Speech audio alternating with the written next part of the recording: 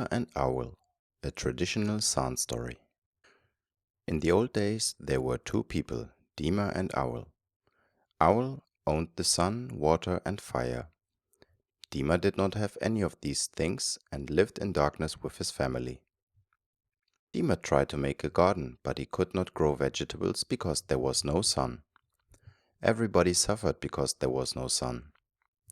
When they hunted animals to eat, they hung the meat in the trees to dry, but it rotted because there was no sun.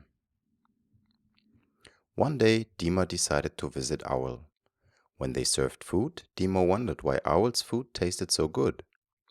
He wondered if it was because the food grew in the sun and it was cooked in fire. Secretly, Dima made a plan. He decided to dance.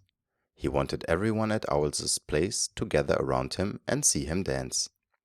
He was a good dancer. Owl and his family admired the beautiful dancing.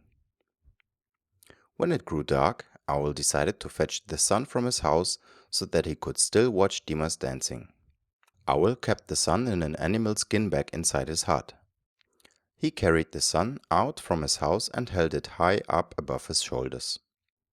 Now it was light. Everyone could see far into the distance. Soon everyone was dancing in the light of the sun. Dima crept closer to the sun while he was dancing. Owl held on to the sun, but after a while he forgot about it because he enjoyed the dancing so much. He saw how beautifully Dima danced. He too wanted to dance like this.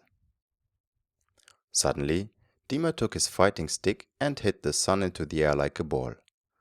The sun traveled so far that it remained forever in the sky. It gave everyone light all day.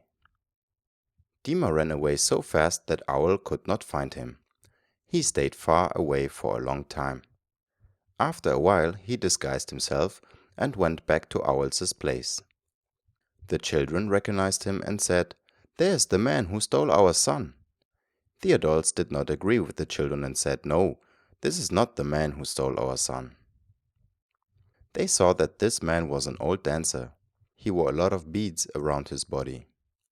They were magic dancing beads and they made people dance. It was not long before everyone was dancing.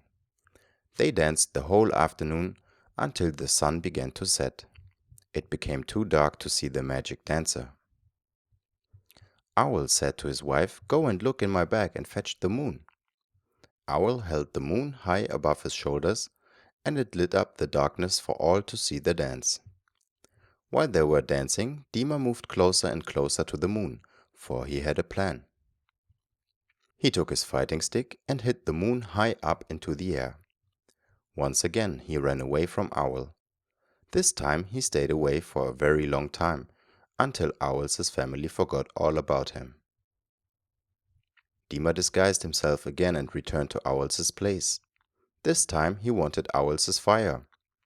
Owl had the fire sticks hanging around his neck. Dima joined Owl under a tree, and the two men started playing an old clapping game called Gi. They clapped, and as they clapped some more, Owl's fire sticks started jumping around his chest to the rhythm of the clapping. Clap, clap, clap, clap.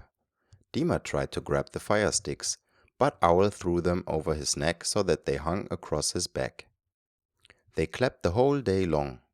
The rhythm of the clapping made Owl forget all about the fire sticks. When they swung around onto his chest once more, Dima grabbed the fire sticks and ran away. Owl and his family ran after Dima, but he made a clever plan. He had a bag full of thorns and threw them onto the ground behind him.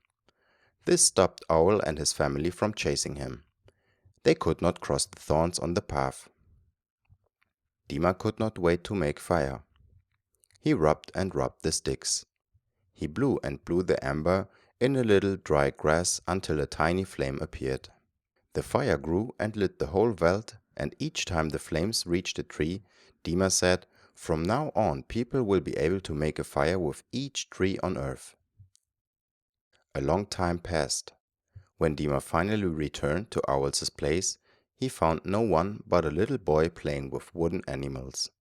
Dima asked the boy to show him where they kept their water. The boy led him to the place of water. Dima saw the big jabba, the huge clay pot in which the family stored water. Dima pretended to leave for his home, but he secretly turned round to the place of water.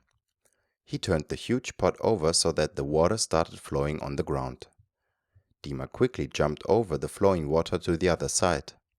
Then he was safely across the river of water where Owl could not find him. This is why the whole earth has rivers full of water today. This is why we have the sun, moon and fire, because of the magician Dima. Story notes. In 2003, Katunga Karimbwe told this story of the Dima and Owl origin story to Titu Mangumbu and Marlene Winberg in the Northern Cape province of South Africa while he was busy painting on a canvas. Mangumbu, Mahongo and Winberg translated it and retold the story in this written version with as few alterations as possible. His elders told the story to him during his childhood in Mavinga, Angola, where he was born in 1958. Most of the episodes in the Dima and Owl myth have a wide distribution in the extensive area of southern Africa and the Kalahari, whose original inhabitants speak and other closely related languages, although the names and identities of the trickster Dima and his adversary change from area to area. The clapping game mentioned in our version Dima and Owl is still current among the Naru and possibly other communities of the Kalahari San. This story depicts Dima as a culture hero and transformer of the primeval world into the present world. He achieves this with words. From now on, people will be able to make a fire with each tree on earth. The Manyeka Arts Trust holds a audio telling of this story by Meneputo Mnaunga Manyeka in archive. The illustrations in the story are from storyboards by Marlene Winberg, interpreted digitally by Satsiri Winberg through manipulations of the Manyeka art collection of paintings made by San artists Talu Rumau, Tui Samkuya, and Joao Wene Dikuango, who have all passed away since.